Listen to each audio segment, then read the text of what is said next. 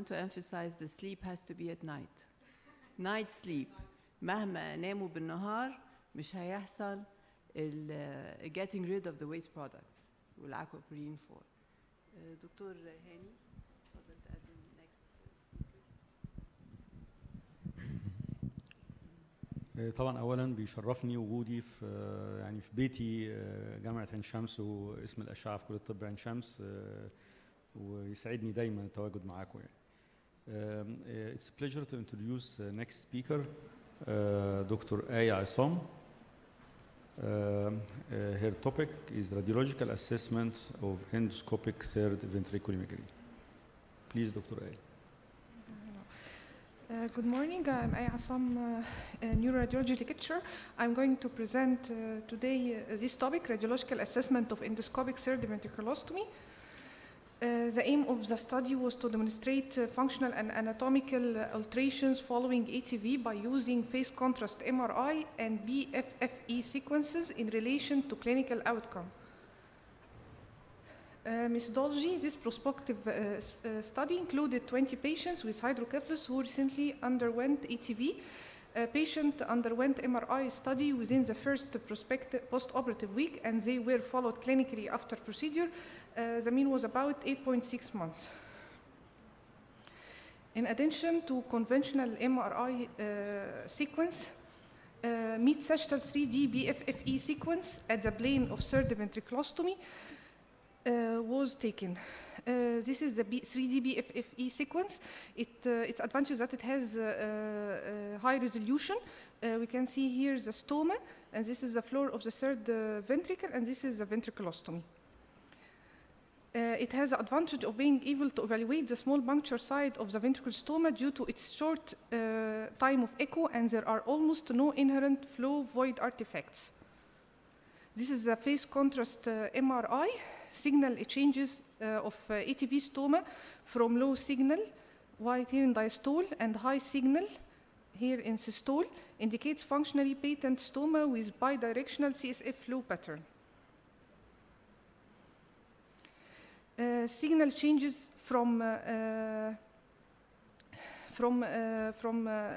diastole and systole can indicate the functioning of the stoma. Here's the axial phase contrast image, which is obtained perpendicular to the ventriculostomy red line, which is the floor here of the third ventricle. CSF flow quantitative analysis were also acquired by using 2D Q-flow phase contrast MRI angiography software on Philips MRI workstation. Axial contrast image shows the CSF flow at ATV with the region of interest, row of interest, inside at its center, which is used for flow quantification. CSF flow quantitative analysis were acquired by using 2D Q-flow phase contrast MR angiography software on Philips MRI, and this is the data, the quantitative data that we obtained: stroke volume, forward flow volume, backward flow volume, recurrent fracture, absolute stroke volume, mean flux, stroke distance, and mean velocity. The image analysis, conventional axial T2 and sagittal 3D BFFE, we can use it to identify the underlying cause of hydrocephalus, plus evaluating the ventricular size by measuring Evans index, which is the maximum internal diameter of the skull, of the frontal horns of the lateral ventricle, and the maximum internal diameter of the skull at the same level.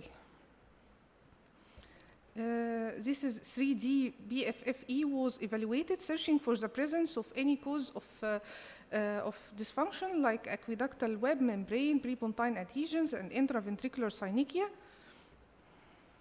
The anatomical analysis of the stoma was better analyzed by BFFE sequence because, as we've mentioned before, it has high resolution. Phase contrast MRI was evaluated for the presence or absence of CSF flow at the level of the stoma to determine the functional patency, while 3D BFF for the anatomical analysis. Phase contrast MRI was evaluated for the presence or absence of CSF flow signal at the level of the stoma to determine the functional patency of ATV stoma. The anatomical analysis was better by BFFE sequence. we give them grading 0, 1, 2 as regarding patency, in which we give 0 when it's patent and 2 when it's not patent. This is image shows the functional and anatomical patient patency match. As we can see here in 3D BFFE, the stoma appear to be patent, and also there is a signal void here, which indicates it's functionally and anatomically patent. As regards the clinical outcome, among 20 patients included in our study, 6 patients experienced late clinical failure. Follow-up period ranged from 1 month to 18 months. About mean was 8.6 months. Assessment of functional and anatomical patency of ventriculostoma by this sagittal MRI. As we can see here, this is a stoma. There was, it seems to be patent, but there was a retroclival pouch, as we can see here. In phase contrast MRI, we can see there is flow and there is signal, so it's patent. And the 3D drive also shows the same finding, that is, there is flow, but there is also a retroclival pouch. 3 months follow-up. 3 months follow-up shows that there was a transverse band, which is well established here. Also, functional MRI, phase contrast MRI shows no signal flow, and 3D drive also shows the well-established transverse band.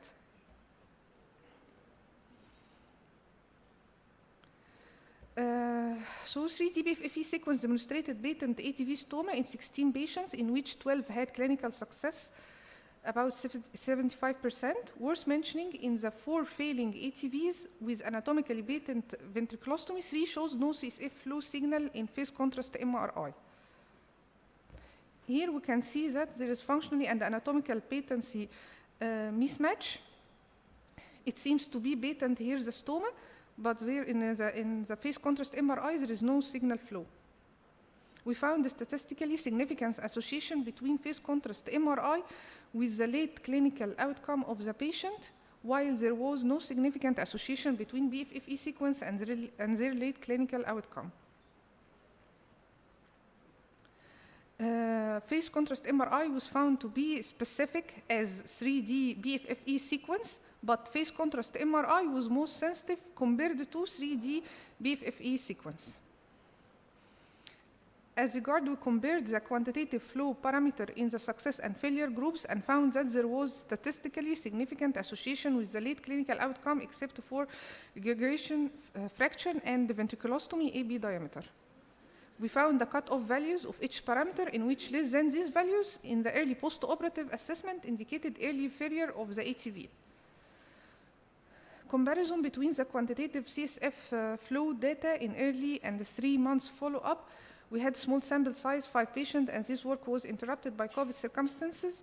Among these patients, 4 ATVs were successful clinically, while only 1 showed clinical failure at 10 months follow-up.